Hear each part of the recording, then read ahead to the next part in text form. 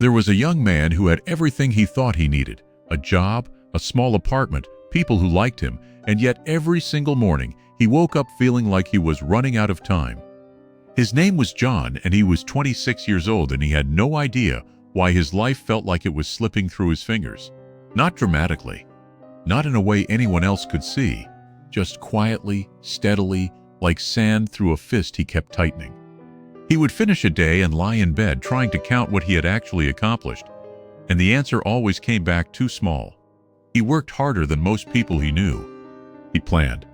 He made lists. He set his alarm earlier than he needed to. And still, by the end of every week, he felt like he had somehow missed something important, like he had been sprinting toward a finish line that kept moving. His friends thought he was fine. His boss thought he was doing well. But John knew the truth, and the truth was that he was exhausted in a way that sleep could not fix. And what scared him most was that he could not explain why. That was the question eating at him the summer he moved to a small mountain town called Harrow's Bend, a place with one main road, a bakery that opened at 5 in the morning, and a river that ran cold and clear even in August. He had taken a remote job and told himself it was a fresh start. But the feeling followed him there too. It followed him on his first morning walk. It followed him into the little cafe where he sat with his laptop and his untouched coffee, staring at nothing.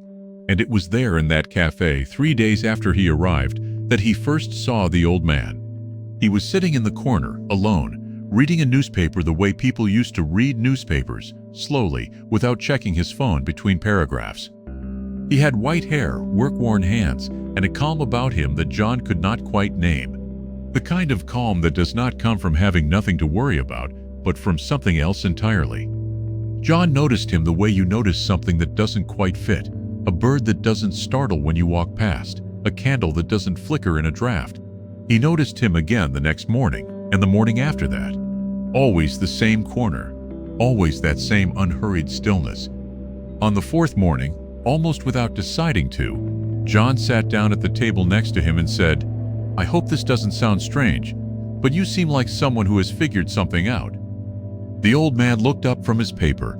He smiled, not quickly, but genuinely the way people smile when they are not performing anything. "My name is Edmund," he said, "and what I have figured out, as you put it, has taken me a very long time. What was it you were hoping to understand?" John almost laughed. He said, "I don't know how to stop feeling like I'm wasting my life, even when I'm not wasting it." Edmund studied him for a moment. Then he said something that John did not expect. He said, "Come and help me with something tomorrow morning. I'll meet you by the river at 6. That was it. No advice. No explanation. Just a task. And here is where something interesting happens, because that task, when John showed up the next morning and discovered what it was, seemed almost pointlessly simple, almost embarrassingly small. Edmund was standing at the edge of the river with 2 pairs of rubber boots, a bucket, and a long-handled net. He handed one pair of boots to John and stepped into the water without a word. He moved through the shallows slowly, deliberately, reaching the net into the current, pulling it up, looking at whatever he had caught, and then lowering it back down. John stood beside him and did the same. For the first 20 minutes, almost nothing happened. They caught small fish and let them go. They caught leaves and river grass. John started to feel slightly ridiculous. He glanced at his phone. He thought about his inbox. He felt the familiar itch to be somewhere else, doing something more measurable. And then Edmund said, quietly, without looking up, "You keep lifting the net before the current has a chance to bring anything into it." John looked down. He realized Edmund was right. Every time he dropped the net, he was pulling it up almost immediately, checking it, assessing it, moving to a new spot. He had been doing it without even noticing. He forced himself to wait, to hold the net still and let the water move around it. It felt uncomfortable. It felt wasteful.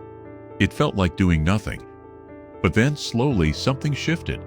A small silver fish drifted into the net and held there, suspended. Then another. Then a cluster of tiny stones caught the morning light. Then something larger bumped against the mesh. He waited another moment and lifted, and there was a catch worth keeping. He looked at Edmund. Edmund just nodded. They stayed in the river for another hour. When they climbed out and set the bucket down on the bank, John felt something he had not felt in a long time. He felt present, not because anything special had happened, but because he had been nowhere else. And yet something about the morning still puzzled him, because it had been a good hour, but he did not understand how catching fish in a mountain river was supposed to fix a feeling that had been following him for years. So he asked Edmund, and Edmund sat down on a flat rock near the water and was quiet for a moment before he answered. He said, "When you first came into that cafe, what did you see in me that made you want to talk to me?" John thought about it. He said, "Stillness, I suppose. Like you weren't in a rush to get to the next thing." Edmund nodded. He said, "I spent most of my life the way you are spending yours. I was very good at motion. I was always ahead of where I stood, planning the next hour while I was inside this one, reviewing the last hour while I was already past it. I lived most of my days in time that did not actually exist yet, or in time that was already gone. I was rarely here." John was quiet. Edmund continued. He said, "A friend took me fishing once, a long time ago, and he noticed the same thing you were doing in the river today. He told me, 'The fish do not come to the man who is already lifting the net.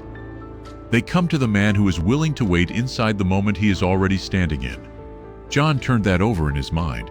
He said, "But it's not just about slowing down, is it? Because I've tried slowing down and it doesn't change the feeling." Edmund looked at him. He said, "It is not about slowing down. Slowing down is still about speed. This is about something else.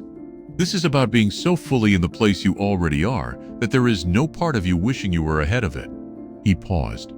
Then he said, "You feel like your life is slipping away, not because you are doing too little, but because you are almost never fully inside what you are doing. You are always arriving and always already leaving. And so every day finishes and it did not feel like yours, because in a real sense, you were not there for it." That landed somewhere deep in John's chest. Not like a lesson, but like a recognition of something he already knew and had been afraid to look at directly. He sat with it. Edmund let him. After a while, John said, "So how do you stop? How do you actually stay?" Edmund smiled. He said, "The same way you finally caught fish this morning. You stop lifting the net before the moment has had a chance to arrive. You stay in the water a little longer than feels comfortable. And you trust that if you're actually present, what you need will find its way to you."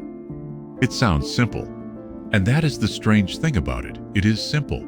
But simple is not the same as easy, and knowing is not the same as doing. Over the weeks that followed, John kept meeting Edmund at the river. Not every morning, but enough.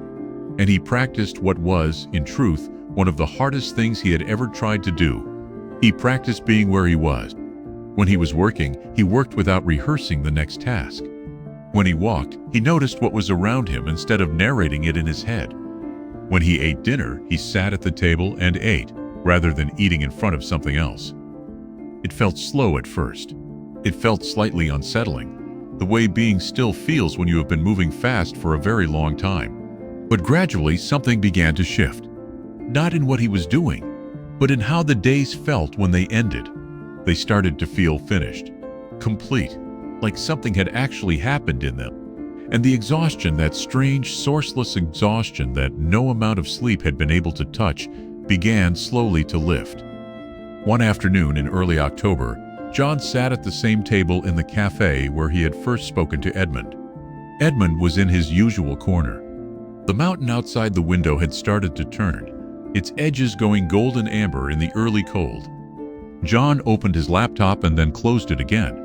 He looked out the window. He did not feel behind. He did not feel like something was being wasted. He just felt here.